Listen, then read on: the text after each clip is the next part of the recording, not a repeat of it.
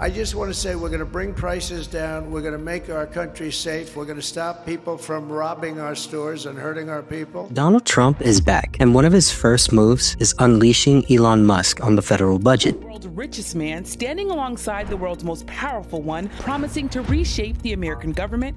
Trump has initiated a freeze on $1.3 trillion in federal funds, and Musk, along with the newly formed DOGE department, is being tasked with identifying waste and inefficiencies. Everything is on the table. Not even your pennies are safe. This unprecedented move has sent shockwaves through government agencies, grant recipients, and the general public alike. This isn't just about cutting costs. It's about strategically reallocating resources to boost the American economy. We're going to shed a light on some eyebrow-raising congressional wealth and explore past attempts to untangle the federal financial web. It's time to follow the money and ask some tough questions. Lord have mercy, I'm about to bust.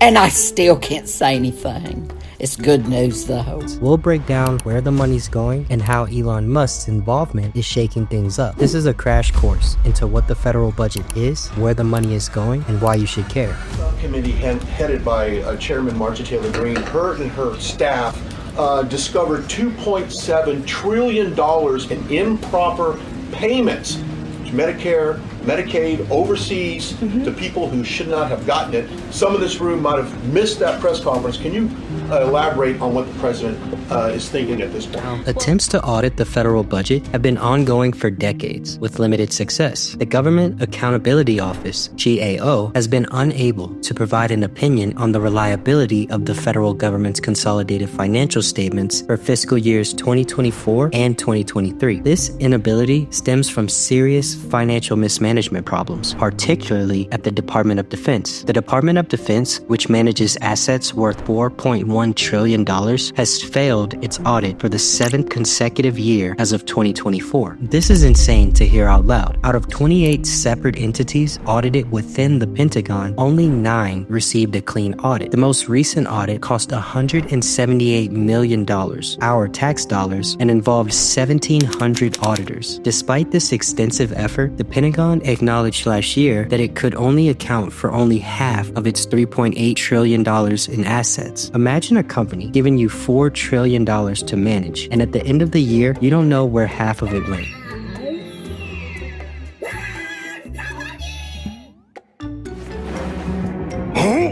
Oh, shit! We aren't talking about covert missions and things you would consider normal expenses. We're talking about things like the Air Force spending nearly $1,300 for each reheatable coffee cup used on KC-10 aircrafts.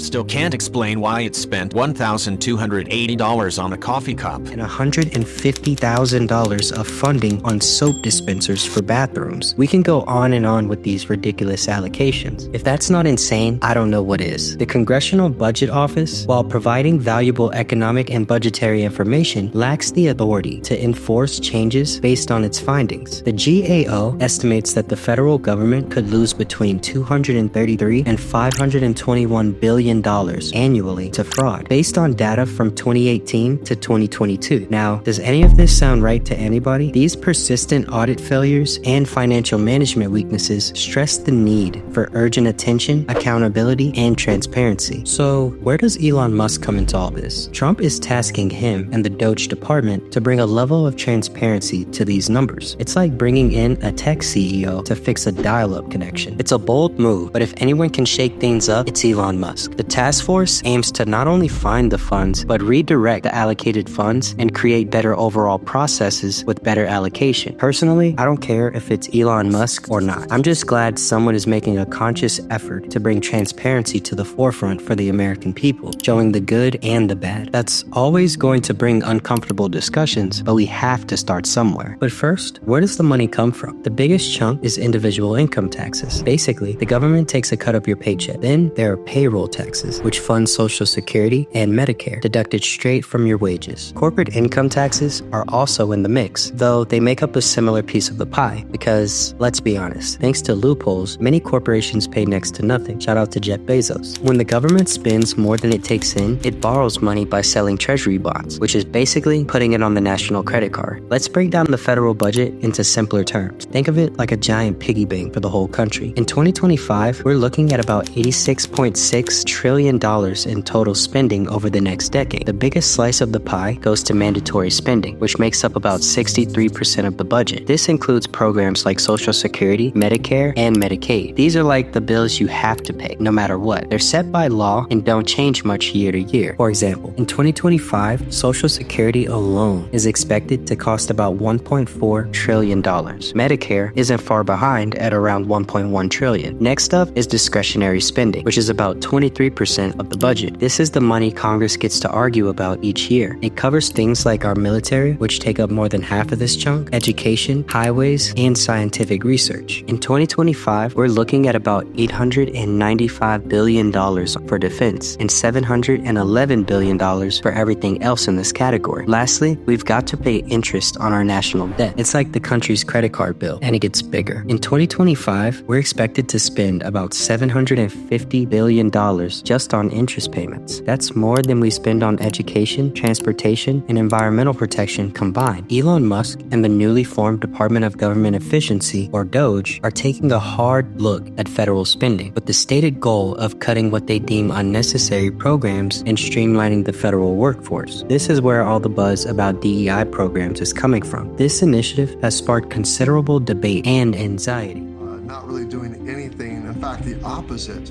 of what's necessary for our educational system.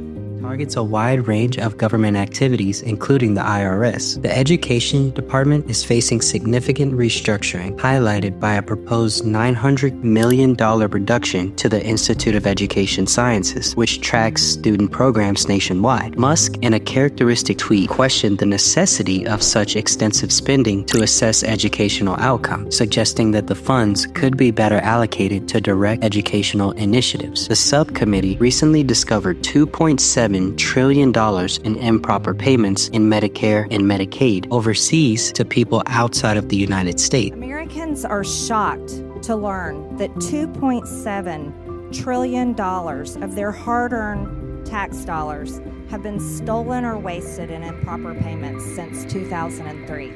And I have to tell you, the American people have not been getting their money's worth for a long time.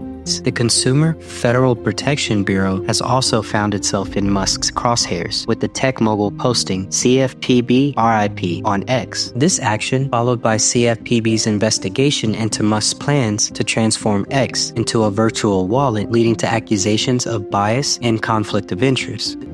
Investigation by the New York Times reports Musk has been targeting many of the federal agencies and officials who've been engaged in investigations of Musk's own multiple companies, including Tesla, SpaceX, Neuralink, and the social media platform X. This is one of the key topics Americans are very passionate about, including myself. The CFPB allows us to take action on corporations that take advantage of the money we as consumers lose from unjustified claims, unnecessary and ridiculous fees, competitive rates between products like loans and mortgages, and opportunities that benefit everyday consumers, not just the wealthy. Even disaster response is not immune, with Musk arguing for a more fiscally responsible approach to disaster preparedness, which, as we can see, was a crucial problem in California with the wildfires earlier this year. Musk has stated, "We need to disaster-proof our budget before we disaster-proof our country." Federal employees are being incentivized to work in the office, a hard turnaround from the incentives and benefits they received to work from home. With 8,800 workers already affected, the administration and Elon plan to fully transition the in-person offices. The scope of these proposed changes is vast, touching nearly every facet of the federal government. Discretionary spending, which funds programs like Head Start, public housing initiatives, and WIC, is particularly vulnerable, potentially impacting millions of Americans who rely on these services. With about $1.7 trillion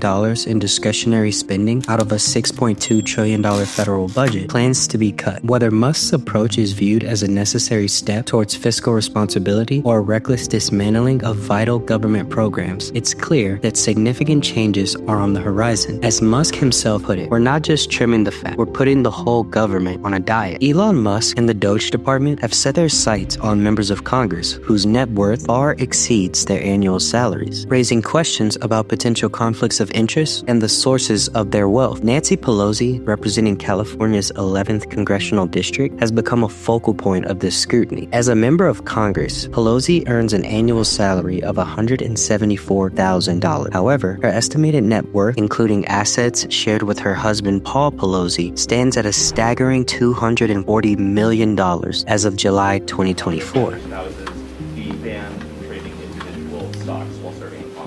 No, I don't know to the second one. We have a responsibility to report in the stock, on the stock, but I'm not familiar with that 5-month review, but if people aren't reporting, they should be. Because this is a free market and we're a free market economy. They should be able to participate. This wealth is largely attributed to lucrative investments in technology and real estate. Elizabeth Warren, senator from Massachusetts, has also drawn attention. While her annual salary is reported at $285,000, her net worth has been a subject of debate. Some sources claim it to be as high as $67 million, but this figure is disputed. More conservative estimates place her net worth at around $8 to $10 million. Mitch McConnell, the Republican senator from Kentucky, is another figure of interest. With an annual salary of $200,000, his net worth is estimated at $95 million. This significant disparity has raised eyebrows and prompted questions about the sources of his wealth. Chuck Schumer, the Democratic senator from New York, earns an annual salary of $210,000, but reportedly has a net worth of $75 million. These substantial wealth accumulations while in office have not gone unnoticed by Musk and the DOGE department. Musk has publicly questioned the source of these politicians' wealth, tweeting, "It's not like politicians started businesses or were movie stars. So where did the money come from? Does anybody know?" The discrepancies between congressional salaries and net worths have fueled debates about the need for stricter regulations on stock trading by lawmakers. Former President Joe Biden advocated for a ban on such trading, stating nobody in Congress should be able to own individual stocks while they're in Congress. Do you agree? The great federal funds freeze is more than just a policy change. It's a sign of potential shifts in how the government approaches spending. Will Musk and the DOGE task force succeed in taming the federal budget beast? Only time will tell, whether you're a Trump supporter or not. This is something that will affect everyone. So stay informed, stay engaged, and let me know what you think in the comments below. And as always, thanks for watching. If you're enjoying this breakdown and want to stay informed on the latest updates, make sure to hit that subscribe button and like the video.